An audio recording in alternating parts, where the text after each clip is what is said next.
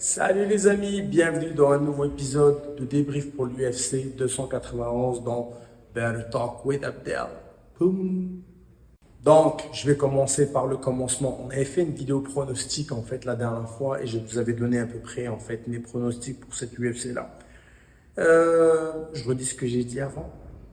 Dans une vidéo précédente qui était le débrief du combat de boxe, je trouve ça super nul de la part des deux organisations d'avoir organisé un putain de show, des shows en même temps. Un show de l'UFC 291, l'UFC 291 et un show de boxe en même temps. C'était nul, c'était pourri d'avoir fait ça. Pourquoi? On doit regarder deux écrans, on aimerait vraiment être concentré en fait sur un putain de show, pas le deux fait que sur ça. C'était nul les gars, faites plus ça, plus jamais ça. Maintenant, je vais commencer par le commencement. Alors, Stephen Thompson contre Michel Pereira. Je vais pas manquer de respect au gars. Michel Pereira a pas fait le poids. Écoutez, moi, ça m'est déjà arrivé. On sait ce que c'est d'être dans la peau de l'un ou l'autre, comme j'ai eu déjà des adversaires qui ont manqué le poids. Ouais, t'es dégoûté parce que t'es là, t'es prêt dans le combat, mais bon, après, il y a eu X et Y, les raisons, je les connais pas. Ces deux combattants, c'est un combat que je voulais voir et beaucoup de monde en fait, ont été déçus de ne pas pouvoir le voir. Ouais, écoutez, c'est dommage, mais it is what it is. Mais je pense que ce combat définitivement doit se faire tôt ou tard. J'ai entendu en fait que Stephen Thompson était comme un peu déçu, c'est tout à fait normal. Regarde, c'est dans son droit. Il a dit qu'en fait c'est un peu dommage parce que Pereira va se faire priver en fait de rencontrer des adversaires de haut calibre pour remonter dans le ranking. C'est à voir, c'est à voir. Je trouve que écoutez, l'erreur est humaine, c'est une chose qui arrive et puis it is what it is. Un combat qu'il faut pas louper si jamais ça arrive. Bon voilà, faute de ne pas avoir pu en fait commenter le combat de Michel Pereira contre Thompson, je vais vous commenter un combat que j'ai trouvé ultra intéressant. On a le Brésilien en carte prélim, Bonfim. Waouh, waouh, waouh. Et il est grand, athlétique. Il a énormément de victoires par soumission. Pas le temps, il est venu, il a fait ses affaires et bye bye. Énormément de talent ce garçon-là. Écoutez, il est venu body lock son adversaire, c'est donc ceinture autour avec ses bras autour de la hanche, mise au sol, boum boum, soumission, une belle guillotine, il est en side position, il prépare sa guillotine, on l'a vu venir et même les commentateurs du UFC l'ont vu venir, il la lock, bye bye, merci, c'était majestueux, vraiment, ce garçon est très dangereux pour la catégorie. Donc vraiment, à suivre, qu'est-ce qu'il va faire, qu'est-ce qui va se passer. Mais vraiment, pas déçu de sa performance, ça a été sublime sa performance au contraire. Wow, on va voir, franchement, on va voir, c'était très rapide et puis on va voir la suite. Je lui souhaite vraiment bonne chance à ce garçon. Michael Chiesa contre Holland. C'est une sacrée performance de la part de Holland. Pourquoi? Parce que c'est déjà en fait le pronostic que j'avais déjà donné malheureusement, mais parce que je connais à peu près les combattants, puis un peu regarder les stats, connaître un peu les profils des combattants.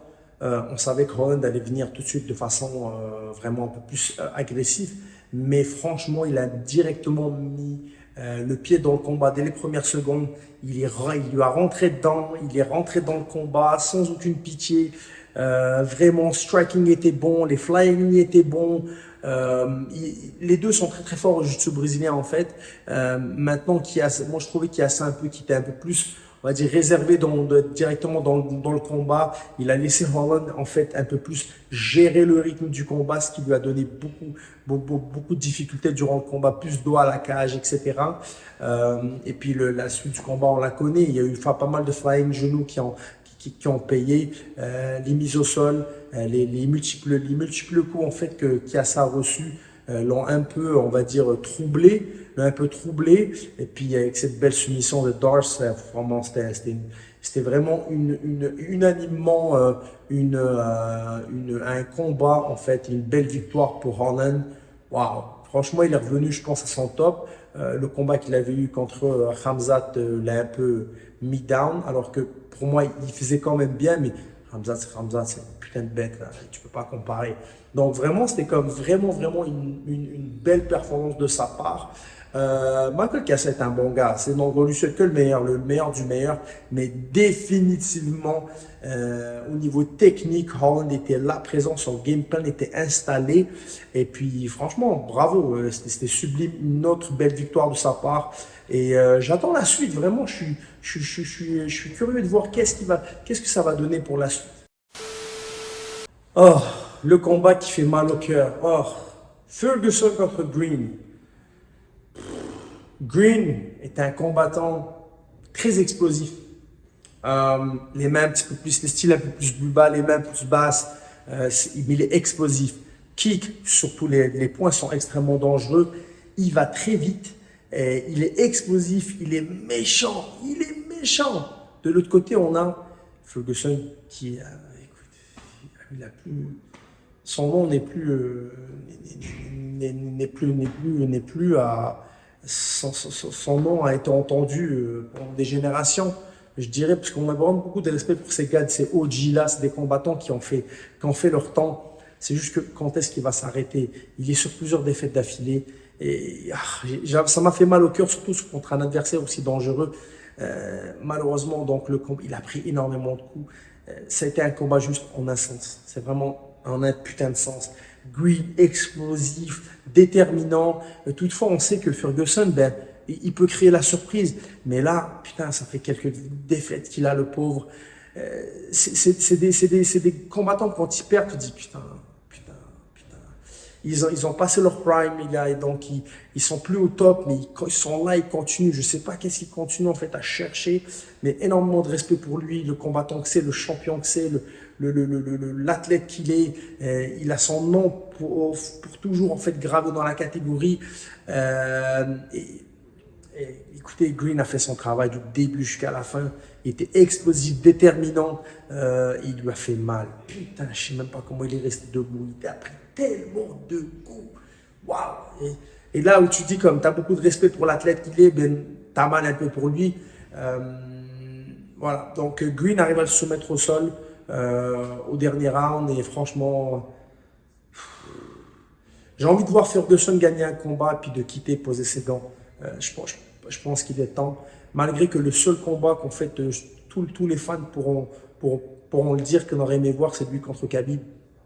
Mais quand il était à ce point, à un moment en fait de sa vie, ou un moment de sa carrière plutôt, où il était tellement fort, qu'il était déterminant, il pouvait être au sol, ou en train de se faire défoncer, en train de perdre en fait un combat, puis immédiatement il te mettait une soumission, des coups de coude, etc.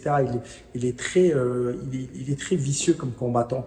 Mais voilà, Green a gagné, c'est vraiment juste comme décision. Green a gagné, de toute façon c'est par soumission. Et ouais, donc Tony Ferguson, il faut penser à la fin, mon cher ami.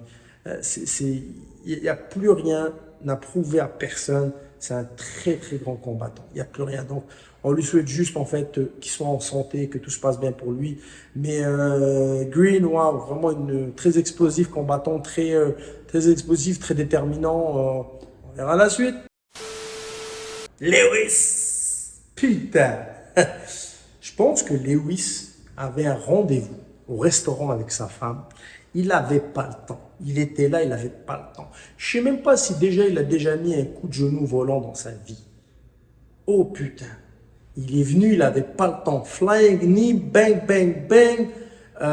Ground pound, smash un peu devant, se retourner, bang, bang. Et pas le temps. Il n'avait pas le temps. Waouh. Il est venu dans une forme athlétique, je dirais. Il nous a démontré qu'il était encore là, que c'était encore un sacré poids lourd qui méritait son rang.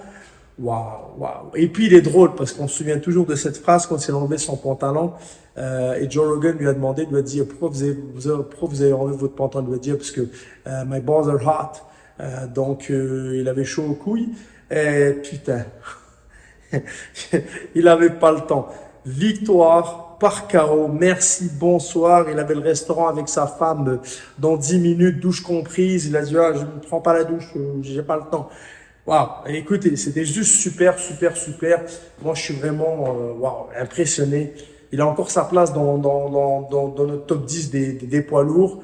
Et il est surprenant comme combattant quand même, hein. Moi, franchement, je l'adore. J'adore la façon qu'il... je l'adore comme combattant. C'est un combattant qu'en fait, on s'attache énormément. Ta gueule, toi.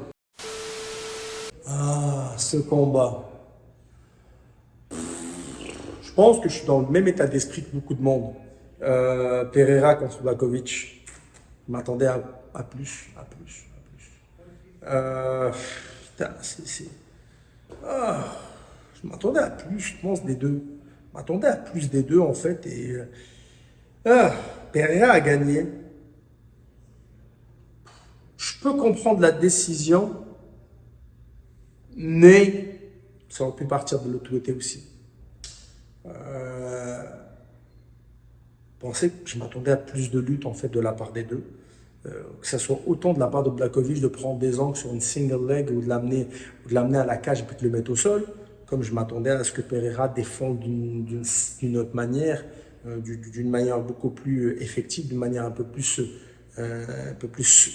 une phase plus solide. En fait, les takedowns et les mises au sol de Blachowicz, je m'attendais à des striking de fou de la part de Pereira. Je m'attendais également à plus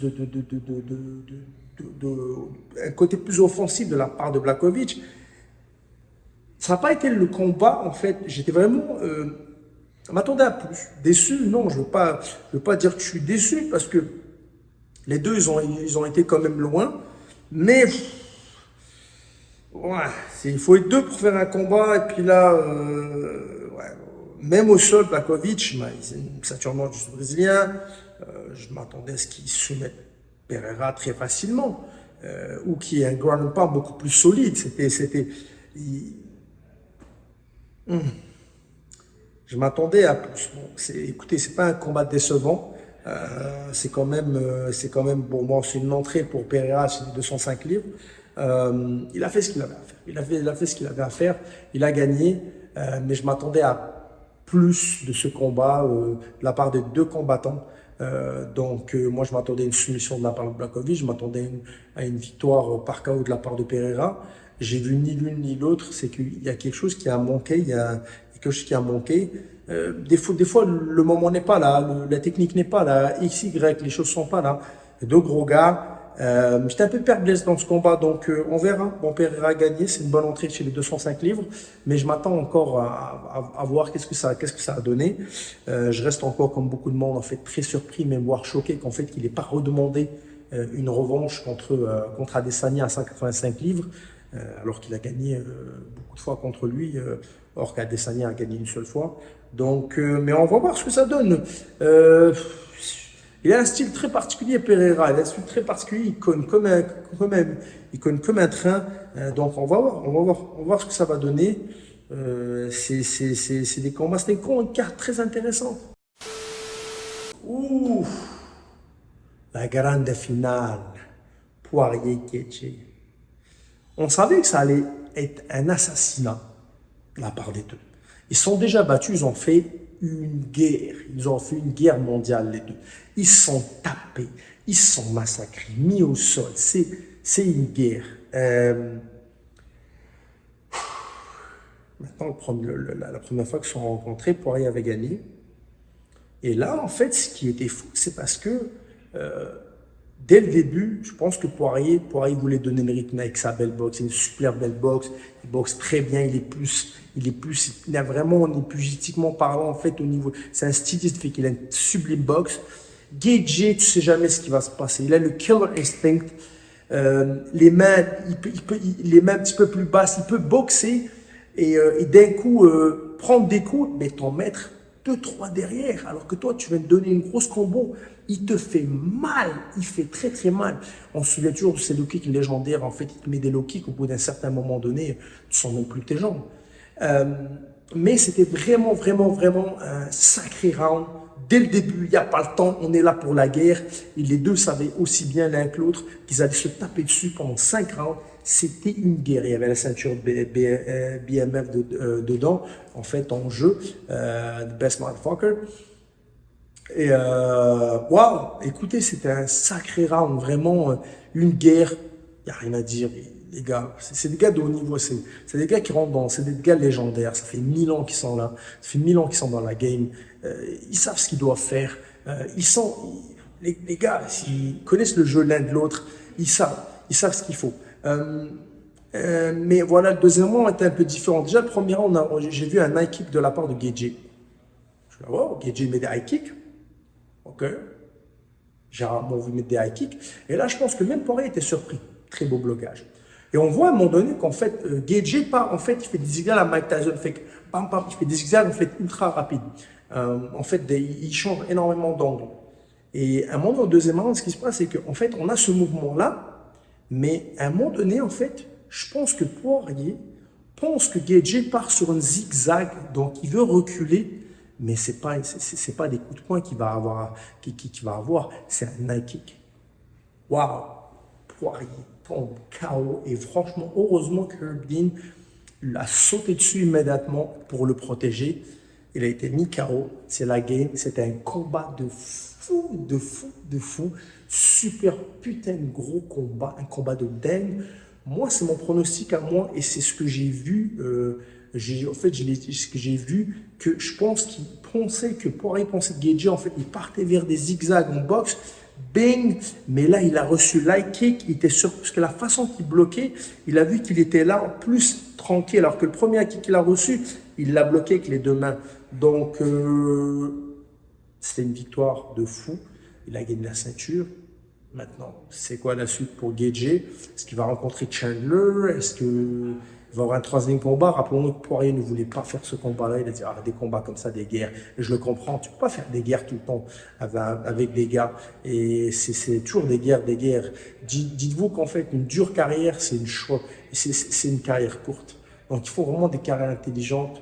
Mais waouh, c'était super bon. Hey, donc, c'était un débrief pour l'UFC 291. Marquez-le en commentaire, likez, partagez. N'hésitez pas si vous avez des questions. Ça me fera plaisir d'y répondre. Si vous avez des événements que vous voulez que je regarde, si j'ai le temps, bien sûr, je vais le faire avec grand plaisir. Si vous avez des questions, des commentaires, des suggestions, des avis à partager, n'hésitez pas. N'oubliez pas, better talk with. D'accord? À la prochaine fois pour un prochain pronostic ou débrief. Peace. Putain, je te jure, elle me gratte depuis tout à l'heure.